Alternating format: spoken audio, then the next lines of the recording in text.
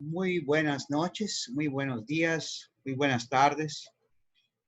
Pues ya tenemos nuestro último PowerPoint de la materia de epidemiología. Aquí vamos a analizar, pues primeramente un breve resumen de las medidas que hemos estado estudiando, las medidas de frecuencia, las medidas de asociación y las medidas de impacto, que son las que vamos a ver el día de hoy. Primeramente, nuestra frase del día que nos dice: las palabras pueden romper a alguien en 1.000.000 de pedazos, pero también pueden unir estos trozos de nuevo. Bueno, recordemos que para medir el avance de una enfermedad, tenemos que considerar las medidas de frecuencia, que es la primera línea de acción en la cual nosotros analizamos la velocidad, la cantidad de enfermos, cuántas personas están muriendo con respecto a la enfermedad. ¿Okay? Posteriormente, se empieza a analizar los factores que participan en el desarrollo de la enfermedad. ¿Cuáles son los factores que se asocian? Y es cuando aparecen las medidas de asociación, que ya vimos en la presentación anterior, que eran riesgo relativo y odds radio. Y hoy vamos a ver las medidas de impacto.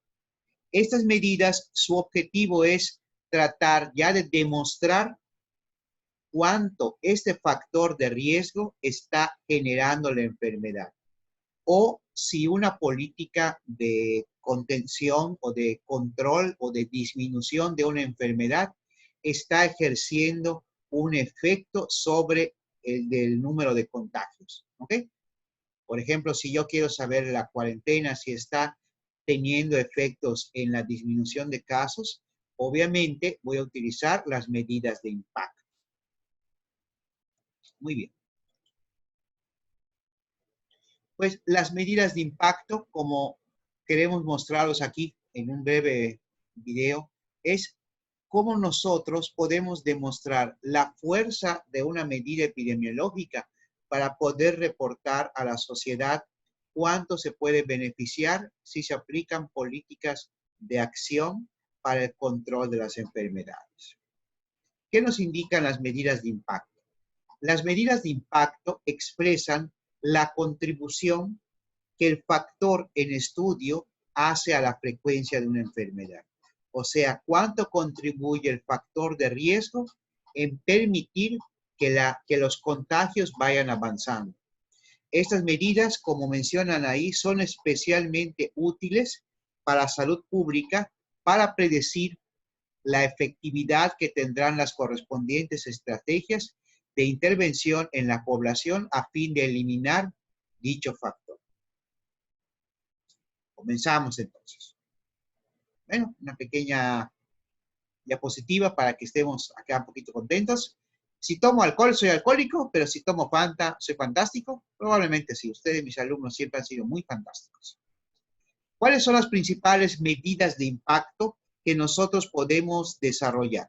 Bueno, las principales medidas de impacto son riesgo atribuible,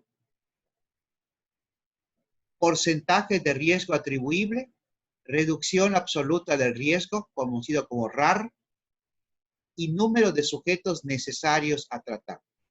Hay muchas más, pero estas son las más conocidas en el campo de la epidemiología en lo que es medición de impacto. Si ustedes se quieren dedicar ya en el futuro al área de la epidemiología, pues ya podrán encontrar otras medidas que se emplean para evaluar el efecto de una política para el control de las enfermedades. El riesgo atribuible. El riesgo atribuible en una enfermedad expuesta a un factor de riesgo es la diferencia, o sea, la resta entre los enfermos que están expuestos al factor y los que no están expuestos al factor. ¿Ok? Entonces hacemos una resta y esto se parece mucho al riesgo relativo, solo que en el riesgo relativo dividíamos las dos incidencias, incidencia de expuestos e incidencia de no expuestos. Aquí las vamos a restar. Y esta diferencia entre ambos valores proporciona el valor del riesgo de enfermedad en la cohorte expuesta, que se debe exclusivamente a la exposición del factor de riesgo. O sea, ¿cuánto contribuyó ese factor de riesgo con las personas que estuvieron en contacto con este factor. Se calcula mediante una resta y el riesgo atribuible es una medida que informa del efecto absoluto del factor de riesgo que produce la enfermedad, es decir, el exceso de riesgo de enfermar entre los expuestos atribuibles al factor. Con un pequeño ejemplo lo vamos a entender mucho mejor. Muy bien. Preguntamos acá. ¿Influye el factor del riesgo cigarro, fumar, con respecto al cáncer de pulmón? Aquí ya se considera que el factor de riesgo cigarro sí tiene una relación, una asociación con la enfermedad. Aquí ya no se va a averiguar si sí o si no. Ya está demostrado que este factor de riesgo es malo para nosotros. Lo que queremos saber es cuánto contribuye el factor a la enfermedad. Y pues lo único que tenemos que hacer es dividir 27 entre 482 y 77 entre 1908. La primera división apuntamos la cantidad, la segunda división apuntamos la cantidad. Y aquí está mostrado en la fórmula. Divido los 27 entre 482 y 77 entre 1908. Y nos va a dar 0.04. Cuando yo resto estas dos cantidades, que es lo que estamos viendo acá, me va a dar un valor 0.016. Como tiene 3 decimales, multiplico por 3 ceros, por 1000. Y me va a dar ya un número entero. Y me dice acá, 16 de cada 1000 personas expuestas al factor de riesgo desarrollan la enfermedad de cáncer debido al hecho de estar expuestas al factor cigarro. ¿Qué nos quiere decir acá? Pues muy sencillo, que las 16 personas que enfermaron por cáncer de pulmón es debido a ese factor de riesgo, que es fumar. O sea que las otras 884 van a deberse a otros 984, perdón, se deben principalmente a otro factor como pudiera ser pues el de ser fumador pasivo. La segunda medida se le conoce como proporción de riesgo atribuible y se obtiene muy sencillito.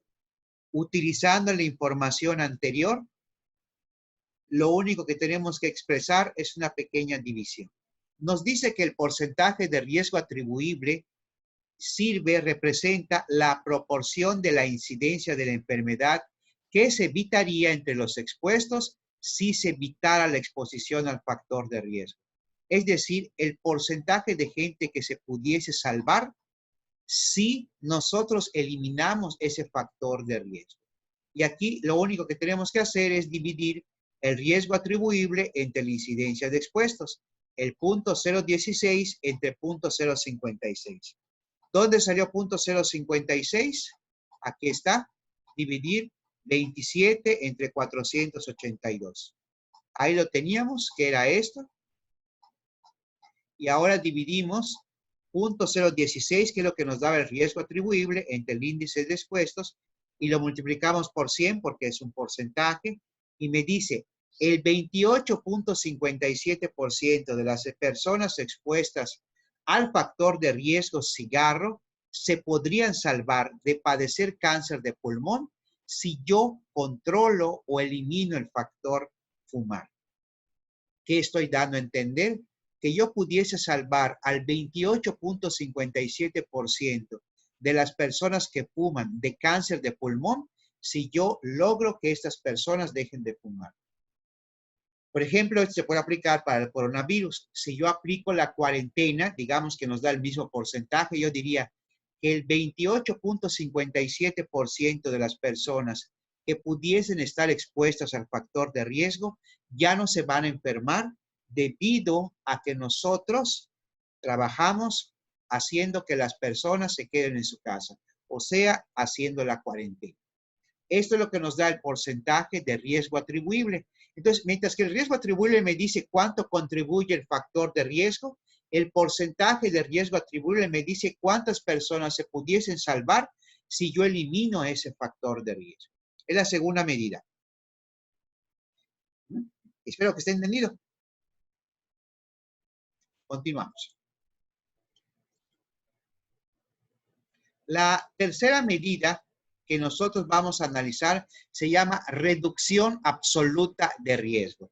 La reducción absoluta de riesgo lo que me quiere mostrar es cuando nosotros queremos comparar un efecto de un placebo contra un medicamento. Ya saben ustedes que cuando pues estamos desesperados por controlar un padecimiento, pues muchas veces nos basamos de la información que vemos en internet, como por ejemplo dejarnos blancos los dientes con carbón o con bicarbonato y nos podemos lastimar, o a veces hemos escuchado que el coronavirus lo podemos evitar con agua, con sal. Entonces, son efectos que pudiesen ser un placebo. Y obviamente estos efectos no están estudiados porque no pasan por un ensayo clínico, como lo vimos en las diapositivas anteriores de riesgo relativo. En cambio, un medicamento ha tenido que pasar por un ensayo clínico, se ha tenido que trabajar con personas, se ha visto que ha tenido un efecto bueno y por lo tanto ya se puede vender para las personas. Entonces aquí, esta medida me sirve para evaluar si un placebo es mejor incluso que un medicamento o si el medicamento es mejor que el placebo. Y es una simple división A0 entre N0 y A1 entre N1. Características. Primero, no tiene dimensiones, o sea, no nos va a dar una cantidad. Su rango va de -1 a 1. Si me da 0 el valor, quiere decir que lo que estoy estudiando no se relaciona con la enfermedad. O sea, estoy curando a la gente con placebo y estoy curando a la gente con el medicamento. O sea, no tienen relación porque estos dos no pueden hacer lo mismo. Pero si me da un valor mayor que 1, diría que hay una asociación positiva del placebo y diríamos entonces que el placebo es mejor que el tratamiento. Si me da un valor menor que 1, ya estaríamos diciendo que el tratamiento es mejor que el placebo. De ahí la importancia de considerar los valores que vayan a aparecer. Tenemos un ejemplo y tenemos una plantilla en la cual nosotros comparamos el placebo con el tratamiento. Es A0, N0, A1 y N1. Entonces, ¿cuál comparamos las personas con las cuales fueron tratados el placebo entre el total, comparándola con las personas que recibieron el tratamiento? ¿Ok? Y aquí tenemos el ejemplo para que ustedes puedan trabajar. En el placebo vamos a trabajar con agua con sal y en el tratamiento con un antiviral Remdesivir para frenar el coronavirus. Aquí tenemos las cantidades, entonces yo solamente voy a dividir 420 entre 3054, que iría acá 420, acá 3054, y acá pondría 307 y acá 3051. Divido esas dos cantidades y luego las resto. Y aquí están y aquí están. Y me da 0.036. 0.036 al ser menor que 0, perdón, en este caso menor que 1, si la asociación es negativa, entonces diríamos como es valor, 0.036 es menor que 1, diríamos que el tratamiento es mejor que el placebo. Y esto si lo multiplicamos por 100, diríamos que 36 personas se cubrirían más si yo elijo el tratamiento en lugar del placebo. O sea que si yo utilizo el medicamento, puedo curar a 36 personas más que no va a poder curar el placebo. Por eso, cuando nosotros desarrollamos productos o se desarrollan medicamentos, se supone que el medicamento ha demostrado que cura mucho más a las personas que un placebo. Por ejemplo, si yo tengo dolor de cabeza, la sabiduría popular me dice que si yo me pongo hielo, puedo disminuir o incluso eliminar el dolor de cabeza. Pero me puedo curar. Pero si yo tomo una aspirina, un ibuprofeno o un paracetamol, tengo un efecto todavía mayor. O sea que mucha gente se va a curar más si yo utilizo el medicamento.